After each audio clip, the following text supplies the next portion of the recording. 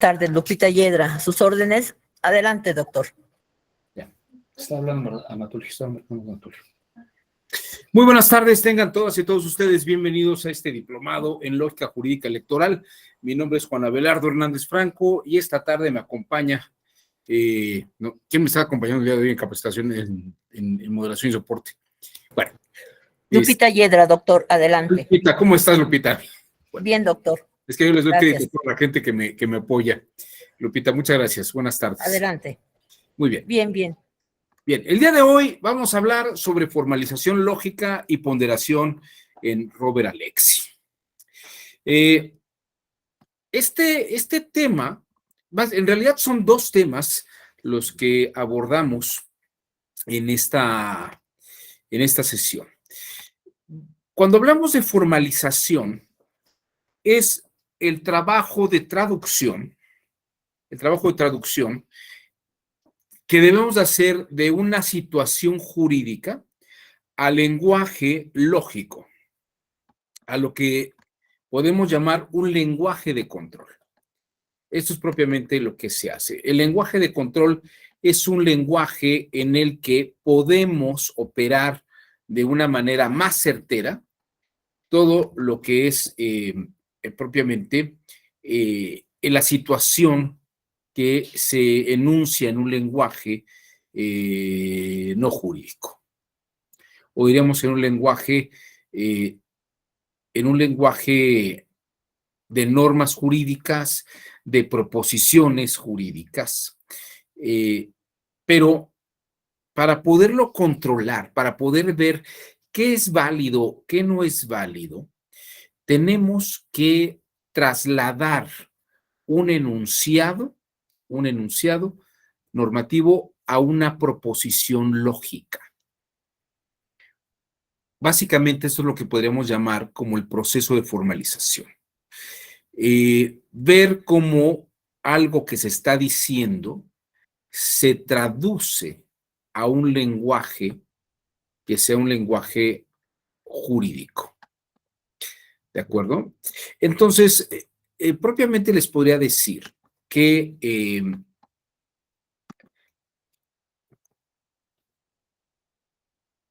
denme un minuto.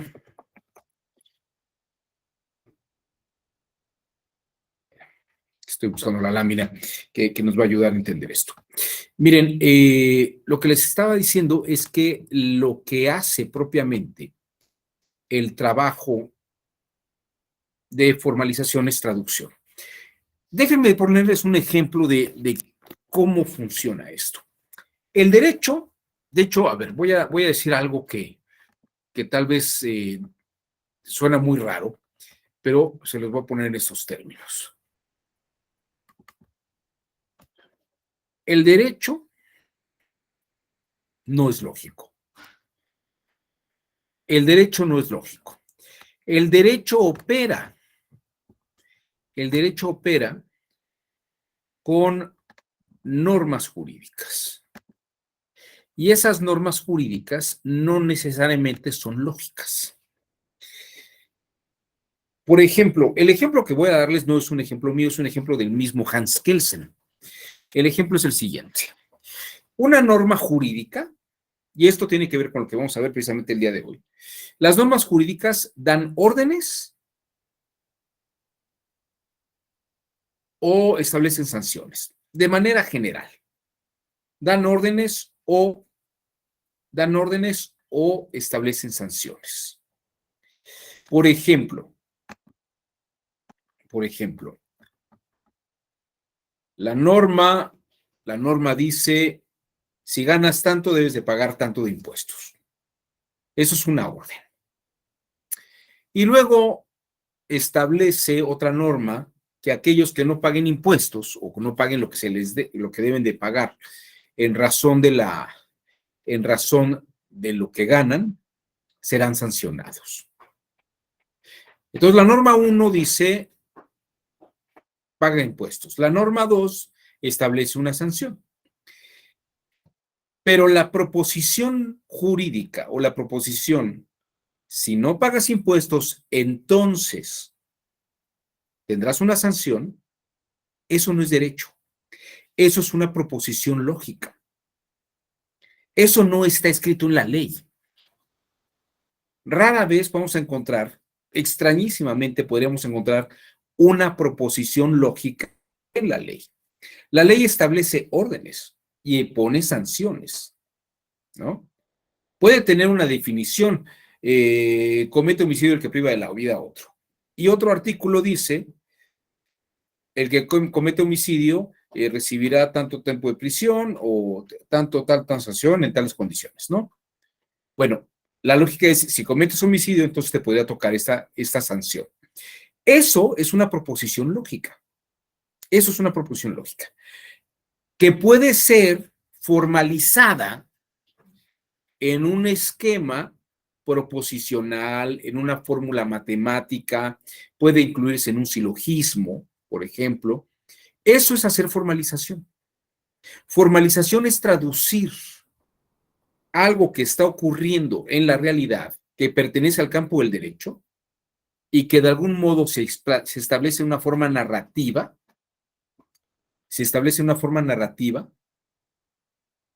pero se traduce al lenguaje de control. Por ejemplo, en el caso de si algo, entonces pasará otra cosa. Esto es un lenguaje de control que se llama una condicional, en la que sabemos que habrá una consecuencia si se da tal condicionante. Si se da tal condición, entonces viene la consecuencia. Esto es muy importante, porque ¿cuántas veces pensamos el derecho en forma de condicionantes formalizadas? Incluso, a veces, el hecho de no formalizarlo de esta manera nos lleva de pronto a inferir cosas que suenan muy raras, ¿no? Por ejemplo, les voy a poner un ejemplo así a grosso modo. Si yo les preguntara cuál es el contrario sensu de la afirmación, tener derecho a votar. A contrario sensu, ¿qué es tener derecho a votar? Les voy a dar dos opciones. La primera, tener derecho a no votar o no tener derecho a votar. Adelante, Laura Ceballos, levantó usted la mano. Así es, doctor. Tener derecho a no votar. Ok, ¿cuál es el fundamento que sostienes bueno, cuál es el argumento que esgrimes para sostener esa afirmación? Porque es, digamos que la parte lógica es tener derecho. El contrario es tener derecho a ejercerlo o no ejercerlo. Esa es la idea, ¿no? O sea, yo tengo un derecho y tengo derecho a votar o a no votar. Y es diferente a no tener derecho a votar. Ok, entonces, pero tú dices que el contrario sensu es tener derecho a no votar. ¿Sí? Y no es no tener derecho a votar. Sí. Tener derecho a votar y el contrario sensu, tener derecho a no votar. Ok. Bueno, esta es la opinión de Laura. ¿Alguien me puede dar, alguien va por la otra posición? ¿No? Bueno, Laura, te voy a decir una cosa. En un orden lógico, lo que estás diciendo no es lógico. Y te voy a decir por qué. Te voy a decir por qué no es lógico. Lo contrario es la negación de una formulación. Primero te voy a dar un argumento lógico y luego te voy a dar un argumento normativo. Tú tienes un derecho, que es el derecho a votar.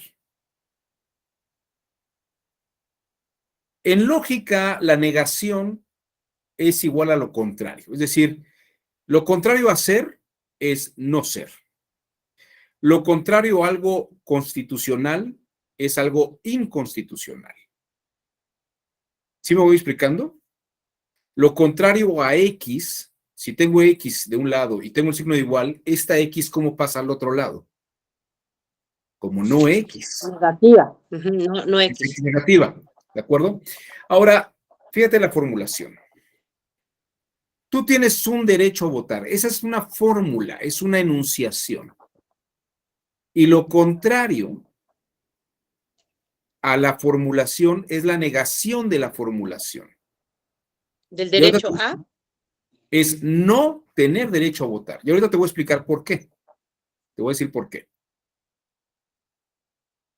Ahorita regreso al no tener derecho a votar. Pero te voy a decir también por qué no es correcta la afirmación que estás haciendo.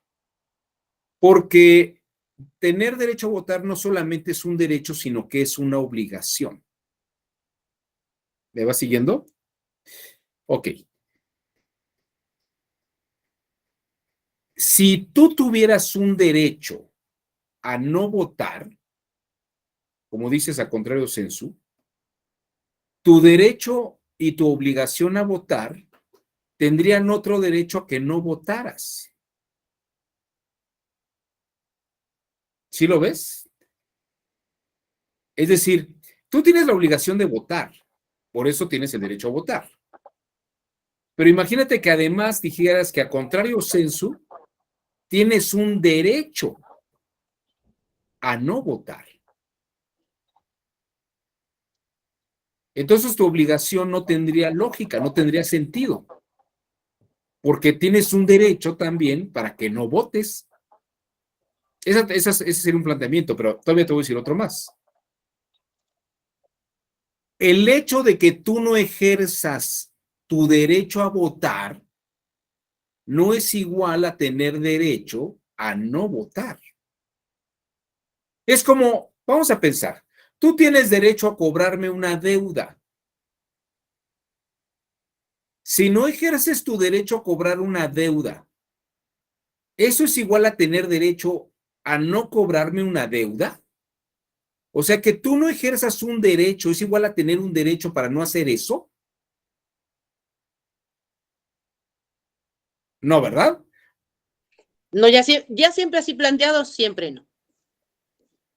Que el contrario senso de tener derecho a votar es tener derecho a no votar. No, es más bien no tener derecho a votar. Claro. Claro, es que no, es que el contrario de senso Lo es no contrario tener de sí derecho a es o votar. no. De Claro. hecho, si tú no eres mayor de edad o no eres mexicano, no estás en las listas, tú no tienes derecho a votar. Ok, ¿Sí me explicó? claro. Y puedes no ejercer tu derecho a votar, pero estarías faltando la obligación. Decir que pudieras tener un derecho a no votar entra en contradicción con la obligación y además el contrario sensu de tener un derecho a no votar sería no tener un derecho a no votar. Porque la formulación es completa. No sé si me estoy explicando en esto. No sé si se entiende la idea. Y fíjense que esto imagínense todavía más terrible, para que se den ustedes una idea. Ahora en las elecciones que se vayan, en el Estado de México, ¿podrían ustedes salir a la calle y exhortar a la gente a que no vaya a las casillas, a las casillas electorales, gritando, ejerzan su derecho a no votar, no voten, ¿no? Porque tienen el derecho a no hacerlo. ¿Les suena lógico? ¿A ti sí te parece, Jonathan, que tiene derecho a no ir a votar? Ahora, a ver, Jonathan, sí, ¿te parece que no ejercer un voto es tener derecho a no hacer eso? Sí, porque finalmente está en tu decisión si ir o no ir. Es más, puedes ir incluso a la casilla y estar ahí y decir, pues no voto. O sea, yo tengo ese o sea, derecho de, aunque esté ahí, si en ese momento digo, pues no quiero votar, estoy en mi pleno derecho de no votar. Y si digo, sí quiero votar, pues también estoy en el mismo derecho. Entonces yo también le puedo decir a mis vecinos, oye, pues no vayas a votar, también tienes ese derecho. A mí sí se me Oye, hace lógico. pero votar es una obligación que tienes, ¿no? Sí, pero digamos obligación ciudadana, no hay una obligación, digamos, que tenga alguna sanción y que me obligue a hacerlo. Es como una obligación moral. En Creo algunos que estás, países, en perdón, algunos Jonathan, creo países que sí. estás mal informado. El hecho de que tú no votes con la obligación de votar, sí te da una sanción. ¿Qué sanción? Puedes tener hasta prohibición de votar durante los 2 siguientes años si se te aplica. Eso sí no lo sabía. Digo, tengo entendido que en algunos países sí hay una sanción incluso económica cuando no votas, pero Bueno, aquí pues yo sí diría que es más bien una sanción moral, ¿no? Porque no, no, pues, sí hay Jonathan, en una México sí hay sanción. una sanción por no ir a votar. Créeme que hay una sanción por no Sí, ir a votar. Entonces, que tú digas que tienes un derecho a no votar, pues ajá, sería absurdo, porque sí te dan una sanción. Digo, si ok. no nos la han aplicado todavía, pero existe Ok. en la ley, ¿eh? La ley señala que hay una serie de sanciones por no cumplir con una serie de obligaciones constitucionales. Y entre Ok. ellas está incluido el no ir a votar, que es una obligación de todos los individuos. Pablo Gómez, antes de ser el director de esta área financiera De la UIF. de De la UIF, inteligencia. exactamente, la Unidad de Inteligencia Financiera de la UIF, precisamente con motivo de que la gente no fue a manifestar su voto en la consulta ciudadana, señaló que esa acción puede ser sancionada. Y efectivamente yo, entre muchas otras personas, tuvimos la curiosidad de meternos y la Constitución contempla una sanción de hasta 2 años para aquellos que no cumplen la obligación constitucional, entre ellas, por ejemplo, votar, ¿no? Perdón ustedes aquí a mi inquilina, pero tiene un problema de ego de atención. Entonces, déjame decirte, mi estimado Jonathan, que la obligación está sancionada y si tú no vas a votar, no es por moral, pero en realidad tú estás obligado a ir. Puedes no ejercer tu derecho al voto, puedes no ejercer tu derecho a votar, pero estarías incurriendo en una falta por no cumplir con la obligación de ir a votar.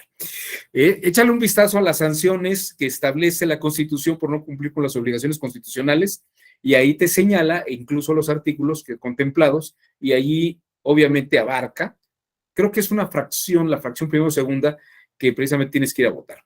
Antonio Flores, levantaste la mano, adelante, te escuchamos. Sí, ¿qué tal, doctor?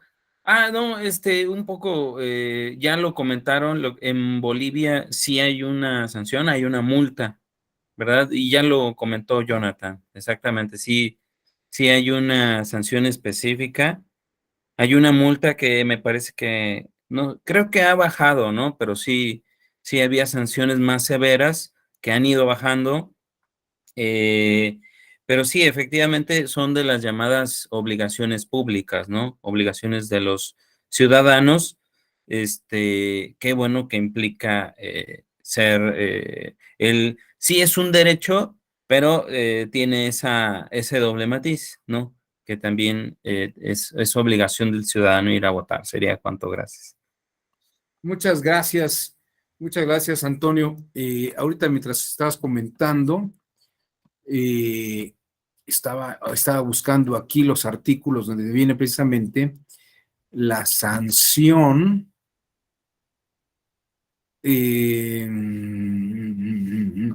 Bueno, ahorita no recuerdo el artículo, pero sí, hay unas sanciones constitucionales. Si quieren, ahorita googleenlo ahí, en Google, sanción por no cumplir con la obligación de votar. Y ahí está el artículo constitucional de las sanciones por incumplimiento de las obligaciones constitucionales. Y en los artículos que señala, en una de las fracciones, está precisamente la obligación de ir a votar. Entonces, lo que pasa es que en México, como dice Octavio Paz, vivimos con un ogro filantrópico. Si nos quisieran aplicar esa, nos pueden dar una sanción de hasta quitarnos 2 años de derecho a votar. Esto es importante. Qué bueno que sale esto. Bueno, esta es una razón por la que la ley permite interpretaciones al contrario censo. Y el hecho de no ejercer un voto, el hecho de no ejercer un derecho no es igual a tener el derecho. Porque entonces ahí habría una contradicción constitucional. Pero también en lógica, lo contrario a tener derecho a votar es no tener derecho a votar, que es lo que le pasa a los menores de edad y es lo que le pasa a las personas que no están en las condiciones que la Constitución establece para poder ir a votar. Y el tener un derecho a no votar entra en colisión con el principio constitucional de la obligación de ir a votar, ¿no? Pero bueno, a lo que voy con esto es que fíjense ustedes cómo este pensamiento coloquial, ¿no? Tal vez porque Jonathan desconocía la sanción, pero sí existe la sanción. Le parecería que puede entrar en este juego, pero fíjense que la interpretación constitucional tiene que ser lógica. Y la articulación, precisamente la sistematización de artículos tiene que responder a una lógica. Y a veces hacemos una serie de interpretaciones de este tipo, tal vez por desconocimiento de algunas cosas, pero precisamente la lógica nos ayuda a ver si formalmente esto que estamos razonando es de esa manera o de otra, ¿no? Y bueno, a ver, repito algo que he dicho en alguna otra ocasión. Nosotros no nacemos lógicos. Nosotros no nacemos sabiendo matemáticas de una manera innata. Tan no sabemos matemáticas que tenemos que ir a la escuela a aprender matemáticas, ¿no? Y les voy a decir una cosa, tampoco nacemos con lógica. Nadie con lógica sabe las reglas del silogismo, ¿no? Y nadie con lógica conoce la lógica matemática de Frege. Tenemos que ir a la escuela para aprender las reglas del silogismo de Aristóteles o bien ir a la escuela para aprender las reglas de la lógica matemática. Si tuviéramos esa lógica, no nos haría falta ir a aprenderla, la tendríamos de manera innata. Nosotros pensamos de una manera coloquial, de una manera con base en experiencias acumuladas. Por eso es importante la posibilidad de formalizar de una manera lógica lo que decimos, para saber si a la hora de articular una serie de enunciados normativos, lo que inferimos de la norma es lógico o no lo es, ¿no? Hay mucha gente que utiliza el término a contrario sensu de una manera muy coloquial, pero la lógica del contrario sensu responde a esa lógica de la negación del factor, del enunciado completo, ¿no? Entonces, creo que esto es valioso. Necesitamos hacer este ejercicio. Déjenme plantearles, yo no sé si lo platiqué aquí, creo que no. Robert Alexy, cuando estaba yo en el Instituto de la Judicatura Federal, en la Escuela Federal, la Escuela de Jueces Federales ahora me parece que se llama, en 2014, en diciembre, vino un congreso de argumentación jurídica. Y él estaba en la sala de ajustes antes de entrar a dar una conferencia sobre la fórmula del peso.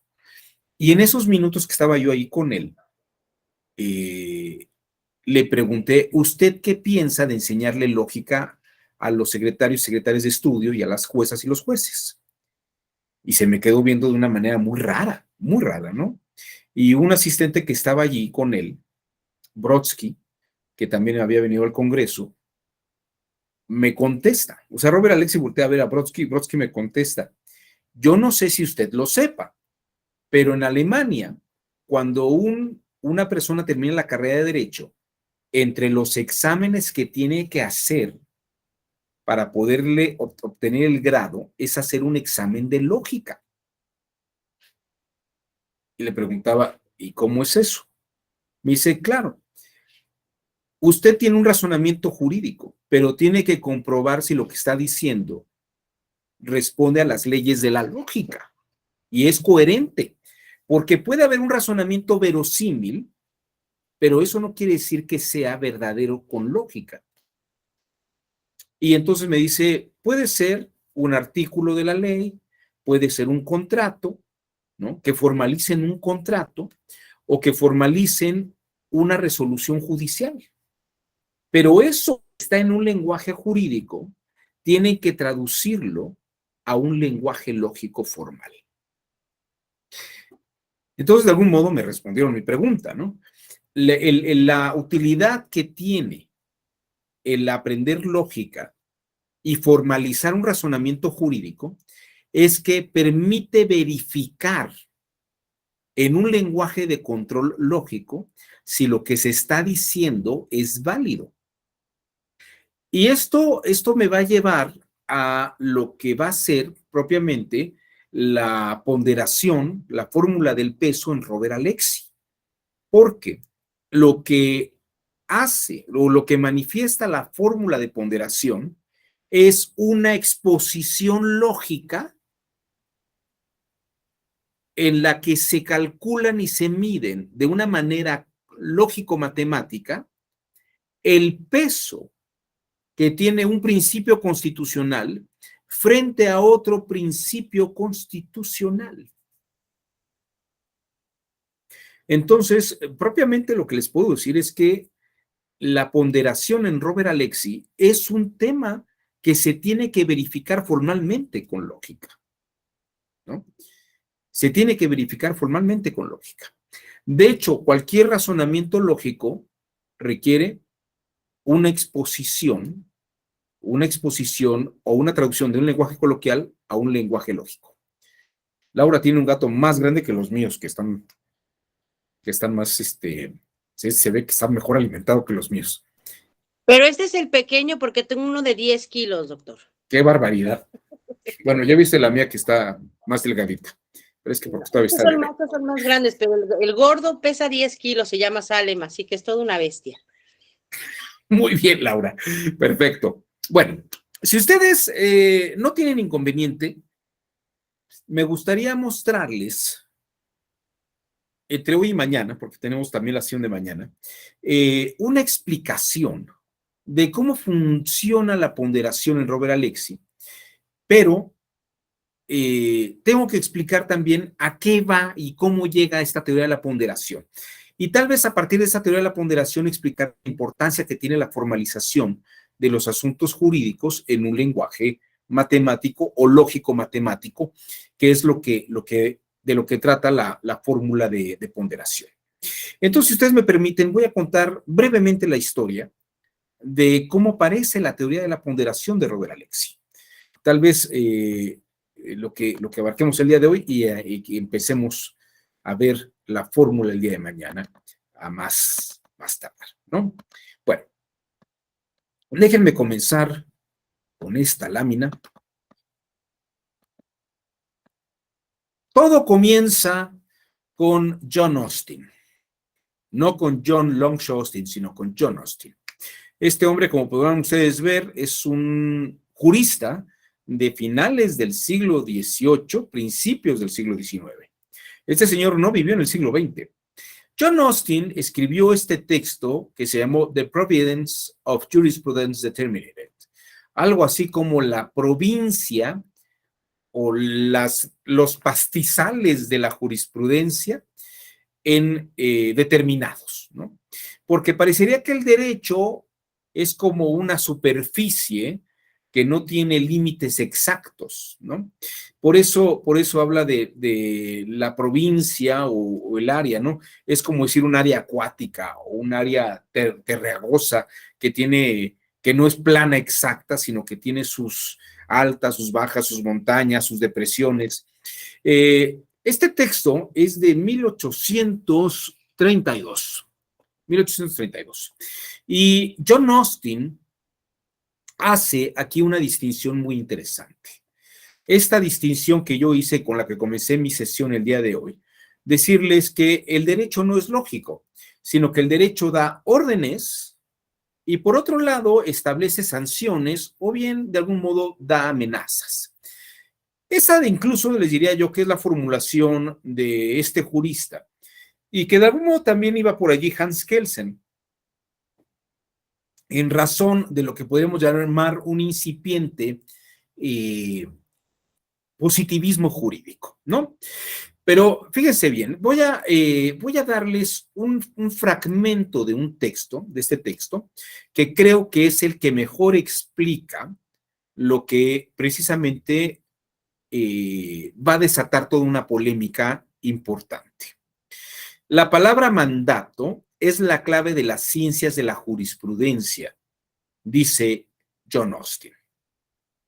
El mandato. Y esto es literal. Estoy determinado o inclinado a cumplir con el deseo de otro Es decir, por ejemplo, la ley, lo que el legislador me ordena, o sea, el deseo del legislador es algo y yo me veo determinado o inclinado a cumplir con el deseo de otro por el miedo de inconveniencia o mal. Es decir, porque me van a sancionar. También estoy determinado o inclinado a cumplir con el deseo de otro por la esperanza de provecho o bien. Porque si el legislador está ordenando algo, si no lo cumplo me va a castigar. Y si lo cumplo, eso que hago va a ser bueno, tanto para mí como para la comunidad en la que estoy viviendo. Por eso lo está ordenando el legislador. Entonces yo estoy determinado e inclinado a hacerlo, o porque no quiero sufrir un mal, y porque también quiero que ocurra un bien. Y sigue diciendo John Austin, pero estoy ligado u obligado a cumplir solo por la posibilidad de incurrir en mal.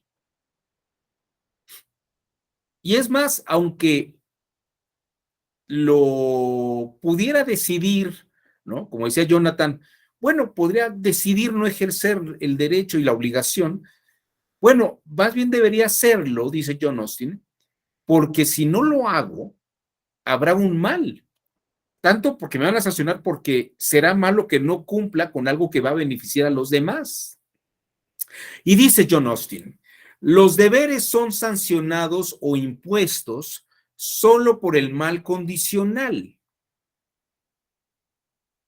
Es el poder y el propósito de infringir mal eventual y no el poder y el propósito de impartir bien eventual, lo que da la expresión de un deseo, el nombre de un mandato.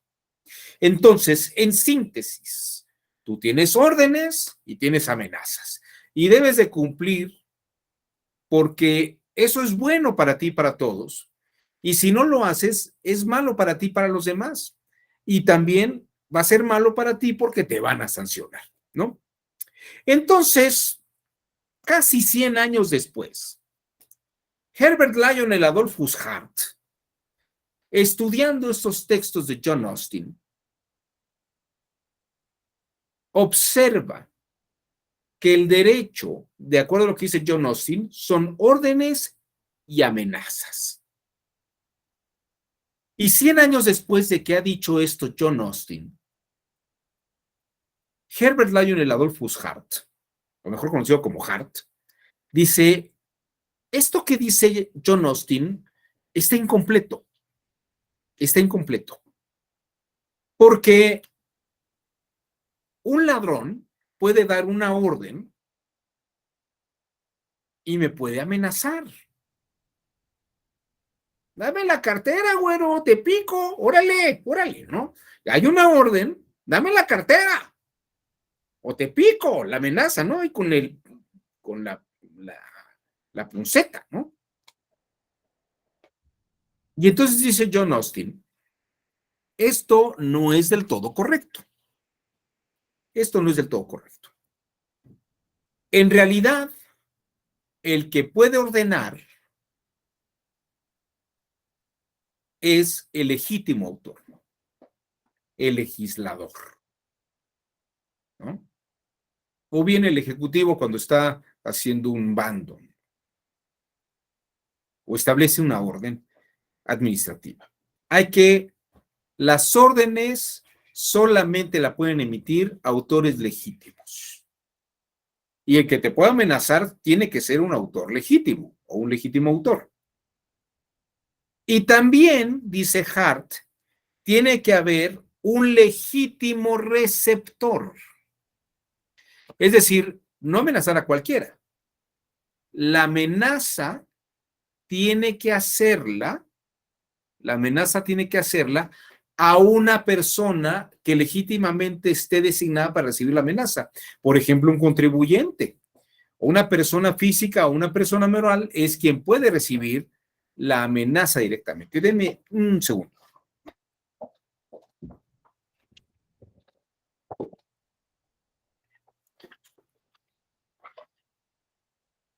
Entonces, en este sentido, Hart lo que dice es que John Austin no está completo. Lo que hay que decir es que la amenaza tiene que ser de un autor legítimo y a una persona que legítimamente deba ser amenazada. Hasta ahí parecería que todo está muy bien. ¿Se entiende este cuadro? ¿Se entiende esta parte? ¿Dudas o preguntas? ¿No? ¿Vamos bien? Perfecto. Bueno. Si ustedes me permiten, vamos a continuar.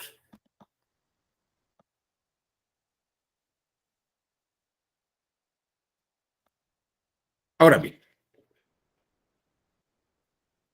a partir de esto, John Austin establece en lo que podríamos llamar un moderno positivismo jurídico norteamericano, lo que son los casos fáciles.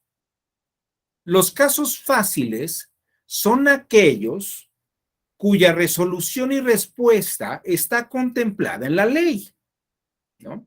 Caso fácil, tú ganas tanto y tienes que pagar tanto. Y hay otra ley que dice, si no pagas, entonces recibirás una sanción.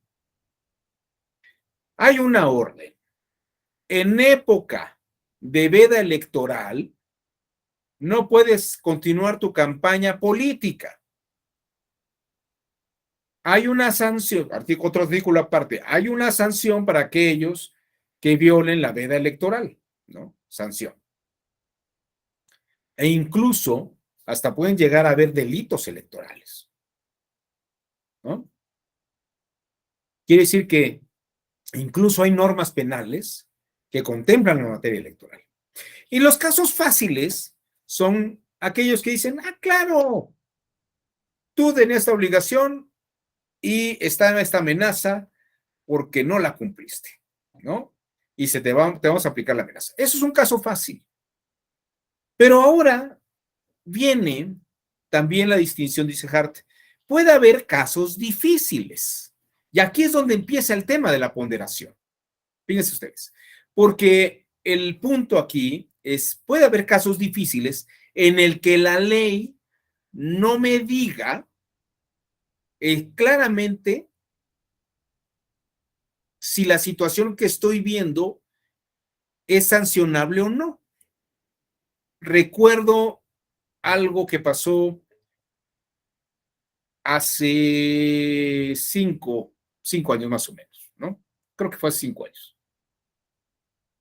Que hubo una campaña en la que, por ejemplo, Catedral y algunas iglesias rentaban a algunos partidos políticos las paredes de la iglesia para que pusieran allí sus campañas políticas. Pero dentro de la iglesia, ni los curas, ni nada en los altares, ni en el interior, hablaba sobre partido político, ni los curas hablaban sobre partidos políticos, ¿no? Hay una separación entre laicidad y religiosidad, libertad de religión, y hay una clara sanción para los sacerdotes y los curas o las personas religiosas que hablen de temas políticos. Bueno, no de temas políticos, que hablen sobre campañas o exhorten a la gente a votar por tal o cual partido, ¿no? Bueno, el punto aquí es, hombre, pero yo renté la pared de la iglesia, ¿no? La pared de la iglesia es un muro. De ahí podría decirse que eso influye en que los feligreses piensan que es un mensaje que hay que votar. Bueno, no se dice nada en la ley sobre, por lo menos en aquel momento no había algo en la ley que dijera que no podían rentarse los espacios, los muros de una iglesia para que pudiera poner a alguien campaña política allí. Esto diríamos que en su momento fue un caso difícil. Y entonces, Hart dice, en esos casos difíciles, y tal vez aquí comete él un error, pero utiliza esta palabra. Dice, en esos casos, los operadores judiciales tienen que emplear su criterio de discrecionalidad. Su criterio de discrecionalidad. Y aquí es donde yo creo que, perdón usted la expresión, que la marrana tuerce el rabo, porque yo creo que en un término más técnico tal vez, yo creo que él se refiere al criterio jurisdiccional que tiene otra connotación a discrecionalidad, como si la discrecionalidad fuera lo que le parece a la jueza o el juez de una manera muy subjetiva, sin tomar en cuenta otro tipo de elementos jurídicos. Yo creo que el criterio jurisdiccional sí los considera, pero el tema es que Hart no dice criterio jurisdiccional, él dice discrecionalidad. Y cuando él publica este texto, hay otro jurista, otro filósofo del derecho, que escribe un artículo. Toda esta serie de artículos van a salir en Los Derechos en Serio de Ronald Dworkin, y aquí es donde empieza una polémica. Fíjense, Robert Alexy y la ponderación de Robert Alexy, de algún modo, trata de resolver un problema que establecen y que inicia con Hart y Ronald Dworkin.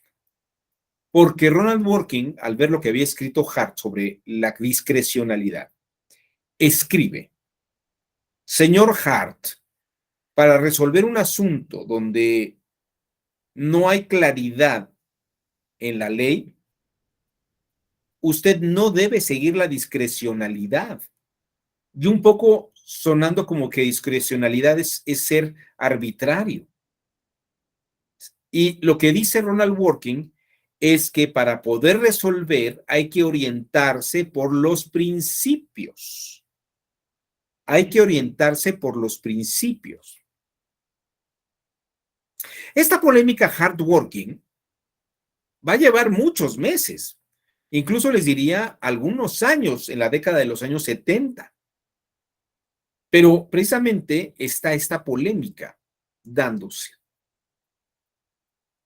Hart atiende el artículo de Ronald Dworkin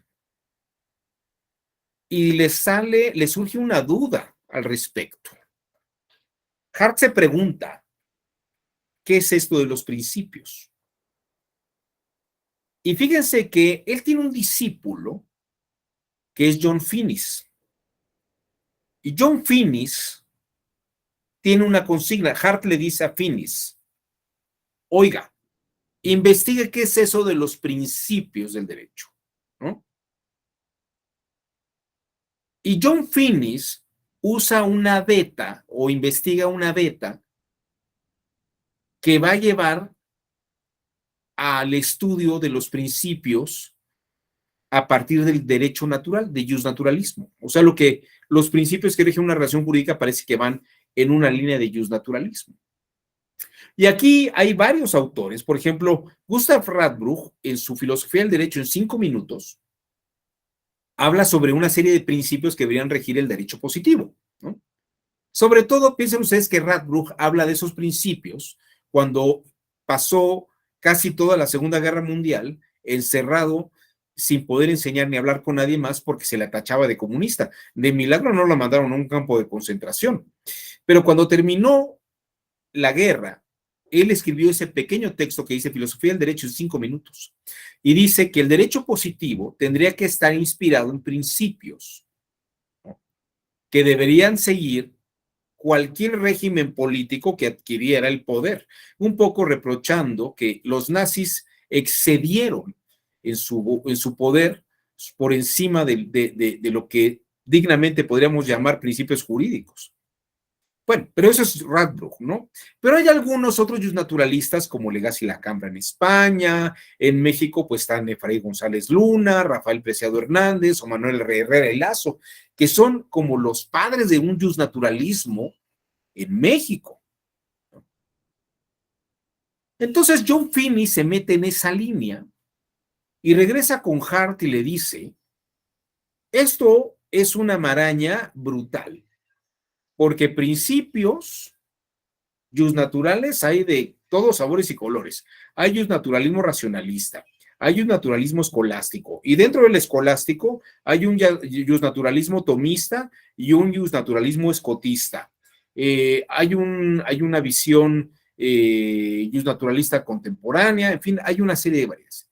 Y entonces John Finnis se mete en esa línea E incluso se vuelve el máximo experto en derecho natural.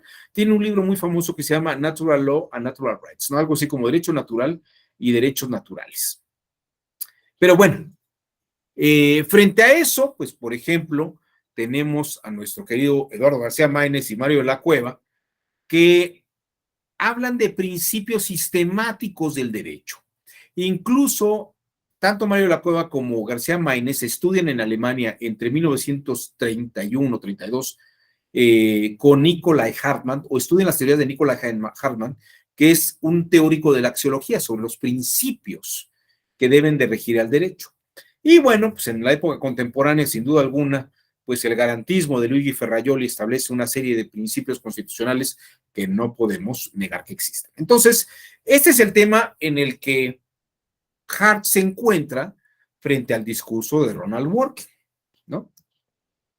Frente al discurso de Ronald Dworkin. Porque, claro, hay una serie de principios.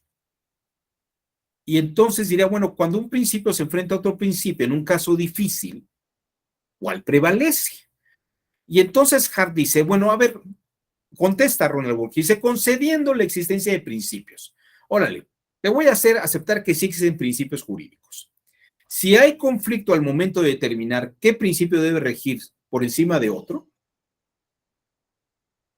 porque la verdad es que yo no veo ni en la ley ni en ninguna otra parte cómo hay una jerarquía de principios uno por encima del otro, vamos a pensar que son los constitucionales, ¿no? Esos principios, ¿cómo decides cuál está uno por encima del otro? Y dice Hart, tienes que volver a recurrir a la discrecionalidad, Ronald Dworkin. Y entonces Ronald Dworkin da una respuesta, tal vez mucho más puntual y directa. Y fíjense, yo creo que es aquí donde Ronald Dworkin considera que la discrecionalidad de Hart precisamente es como si fuera arbitrariedad, ¿no? Cosa que yo no creo que haya sido en ese sentido. No quiero hacer una apología de Hart, pero me parece que Hart sería muy ingenuo decir que es una cuestión arbitraria, cuando una jueza o un juez tendría que justificar racionalmente su decisión, ¿no? Y me parece que cuando él habla de la discrecionalidad, habla de esa experiencia y criterio jurisdiccional que tiene por experiencia de los asuntos que se han resuelto. Pero bueno, Ronald Dworkin contesta lo siguiente. Dice, un juez Hércules sabe cómo resolver un asunto en el que hay confrontación entre principios jurídicos, ¿no? El juez Hércules, el juez ideal, no basa sus decisiones en una convicción personal, ¿no? Ahí es donde Dworkin parece que le dice a Hart, esa idea de discrecionalidad es como si fuera una convicción tuya, pero no una experiencia acumulada de juez, ¿no? Dice textual, la solución que aporta el juez Hércules es una opinión, pero no una convicción moral subjetiva, sino una convicción con base en la Constitución, en los principios constitucionales. Y el ordenamiento jurídico en ese problema. Así el derecho se basa en opiniones, pero con fundamento objetivo. Pero Ronald Dworkin nada más nos dice que eso hace el juez Hércules, pero no nos da una metodología para hacerlo. No nos da una metodología para hacerlo. Y en todo caso, esto que hace el juez Hércules es una forma de ponderar. Si la discrecionalidad de Hart es meramente arbitraria, y Ronald Dworkin dice que el juez Hércules puede encontrar un fundamento objetivo, tendría que hacerlo a través de una ponderación que fuera medible. Y entonces, Hart, cuando lee el texto de Ronald Dworkin, todavía no aparece Alexis en escena, ¿eh? Cuando Hart lee el texto de Ronald Dworkin, empieza a reescribir sus ideas y a redactar un documento para responderle a Ronald Dworkin. ¿Y qué creen que pasó? ¿Alguien sabe qué pasó históricamente? ¿Nadie? Se nos muere Hart. Se nos muere Hart. Ya no supimos a dónde iba la respuesta. Deja un documento que es el postscriptum. Un documento que algunos seguidores de Hart han querido desarrollar para poder responder a esta gran pregunta. Y bueno, aquí viene el punto. Muchos trataron de salir al quite, ¿no? Algunos como Joseph Raz, ¿no? Quisieron salir, no, yo te puedo dar una respuesta a esto. Y Ronald Working, de hecho lo hizo muy bien, dijo, señores, mi pleito era con Hart, no con nadie más. Ahí les dejamos esto y ustedes hagan lo que quieran con eso. Yo no voy a seguir peleando un debate que no comenzó con ustedes, ¿no? Y fue una salida muy elegante, ¿no? Fue una salida elegante.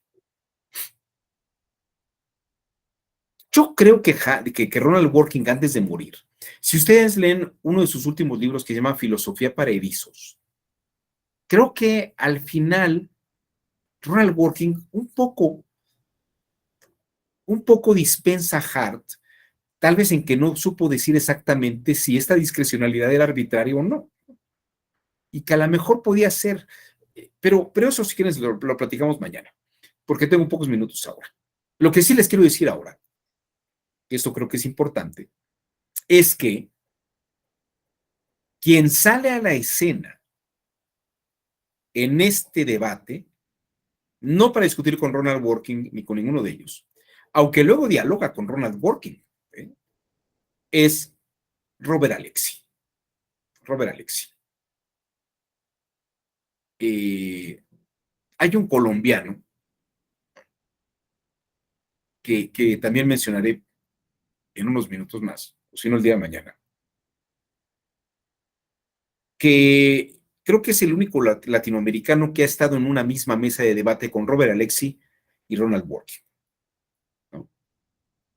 Pero bueno, ya llegaremos a eso. Lo que les quiero decir es que cuando aparece Robert Alexy, él presenta lo que llama su fórmula del peso. Y la fórmula del peso es una expresión lógico-matemática para poder comprobar, fíjense la palabra que estoy utilizando, comprobar en una situación particular el peso que tiene un principio jurídico o un principio constitucional frente a otro principio constitucional. Pero requiere una formulación lógica. Claro, hay algunos elementos previos para llegar a eso. Y vamos a platicar sobre eso.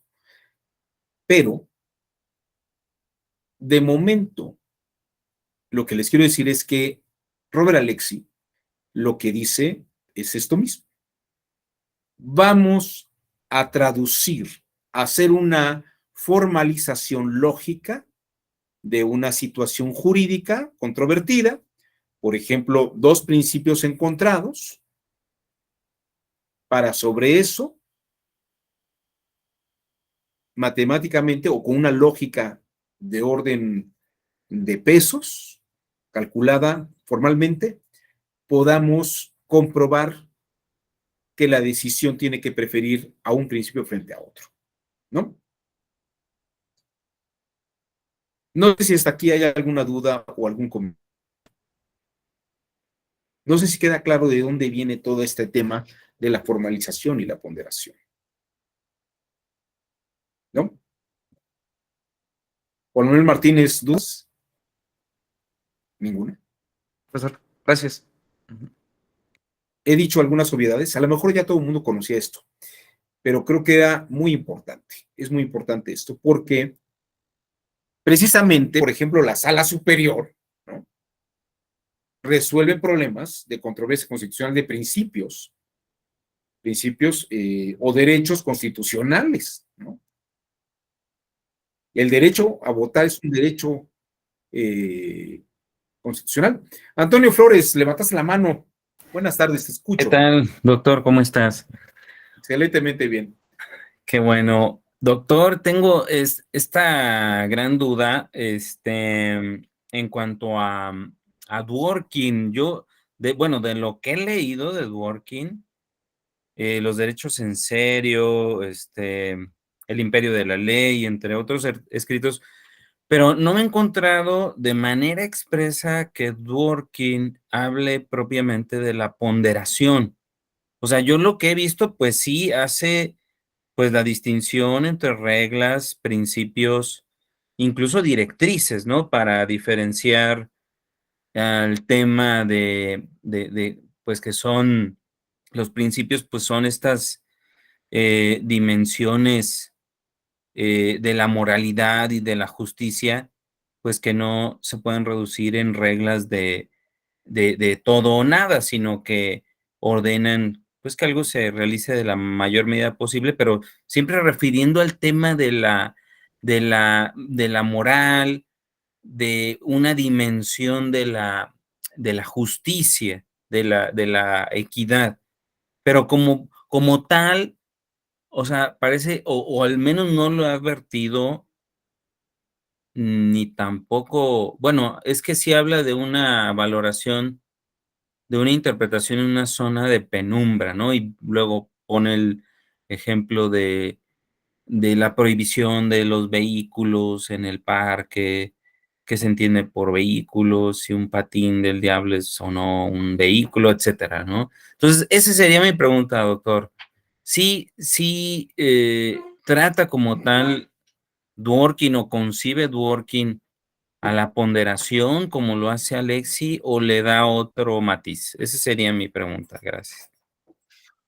Muchas gracias por la pregunta, Antonio. Es muy pertinente y es muy bueno, muy bueno tu comentario. Efectivamente, Ronald Dworkin no utiliza la palabra ponderación, hasta donde yo tengo también idea, pero sí, Ronald Dworkin, y para que se ubique mejor esta idea, Ronald Dworkin pertenece a una tradición anglosajona en la que sus grandes amigos, dos de sus grandes amigos, son John Rawls y Robert Nozick, ¿no? Y él se inclina más por la línea de Robert Nozick, pero más moderadamente. Es muy amigo de John Rawls y de hecho, en parte está de acuerdo con lo que plantea Rawls, pero lo que no le gusta es el método que utiliza Rawls, ¿no? Esto del velo de la ignorancia para hablar de la justicia y los principios de la justicia que debe regir. Él sabe que hay algo, debe haber algo, pero se deben seguir esos principios, pero no termina de ver claramente de dónde vienen esos principios. Es uno de los temas que él aborda, ¿no? ¿Qué legítimamente establecería esos principios? Y por el otro lado, él está de acuerdo en que se siga la base normativa, pero cuando nos encontramos frente a este conflicto de principios, él no habla del método, pero sí habla del personaje que podría utilizar el método, ¿no? El juez Hércules sería el que sabría cuál es la fórmula de ponderación o la fórmula para poder medir y calibrar esa situación de qué circunstancias son las que nos deben llevar a un principio u otro. El que maneja la idea de una ponderación o una... sí, yo creo que la palabra al español es muy buena, es ponderación. La de buscar el ajuste de equilibrios es Robert Alexi. Y Robert Alexi se presenta como yo soy el que les va a explicar el método que utiliza el juez Hércules. No lo dice así tal cual, pero en esta historia parecería que lo que nos está explicando es esto finalmente, ¿no? A Ronald Working, hasta donde yo entiendo, le parece interesante y curioso lo que hace Robert Alexi, pero él nunca tomó una posición a favor o en contra de Robert Alexi, porque incluso uno de los grandes críticos de Robert Alexi es Jürgen Habermas.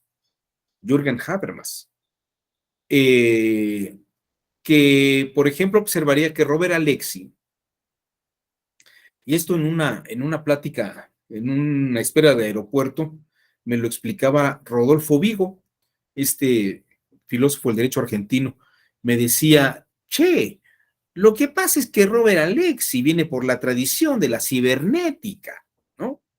Y claro, ahí entendí mucho lo que Robert Alexi como que trata de hacer un cálculo lógico, ¿no? Y que se vea claro en ese sentido que es precisamente lo que pretende hacerse. Denme un minuto, por favor.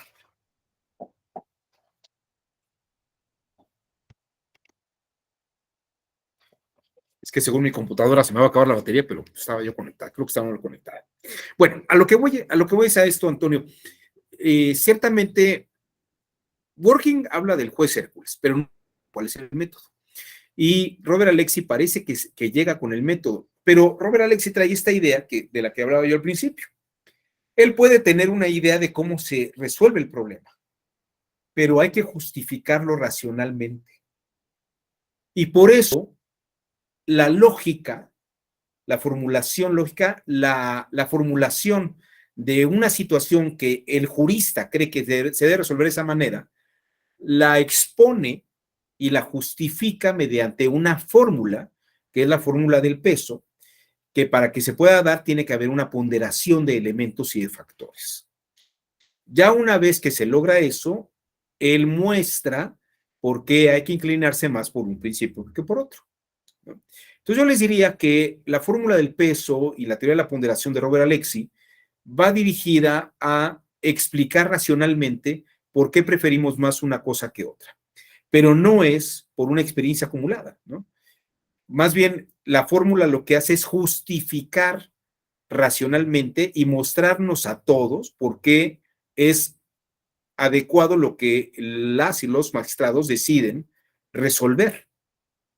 Nada más que lo expresa en una fórmula del peso. Por cuestiones de tiempo, ahorita no platicaré de la fórmula del peso, pero mañana la expondré de una forma muy coloquial, porque luego siempre que pasa una cosa así me dicen, es que yo estudié Derecho para no ver matemáticas, ¿no? ¿O no? ¿No, Emilio? Así le hicimos todos. Es que yo me metí a estudiar humanidades o ciencias sociales porque no quería saber nada de las matemáticas. Y luego uno se topa con las matemáticas, ¿verdad, Laura? Uno se topa con las matemáticas al final de cuentas. Bueno, si no tienen ustedes otro comentario, pues detendremos aquí la sesión. No sé si alguien quiere decir algo más, me quedan unos cuantos segundos, ¿no?